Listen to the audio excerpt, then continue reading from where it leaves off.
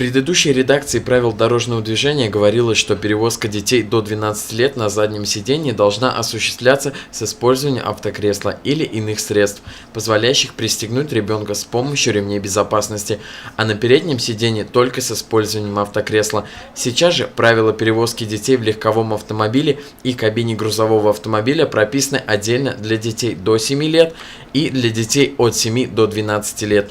Детей до 7 лет нужно перевозить или на переднем сиденье, или на заднем, обязательно используя специальное удерживающее устройство или автокресло.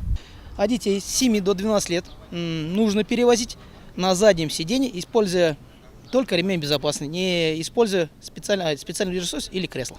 По данным госавтоинспекции, детские удерживающие устройства позволяют на 80% снизить риск травмирования детей до 4 лет, а детей от 5 до 9 лет на 52%. Небезопасно оставлять детей в машине одних, считают законодатели, и добавили изменения в соответствующую статью. Согласно этому же постановлению, запрещается оставлять детей в салоне автомашины без присмотра совершеннолетних. За нарушение требований правил дорожного движения предусмотрено наказание. Нерадивым водителям будет назначаться административный штраф в размере 3000 рублей.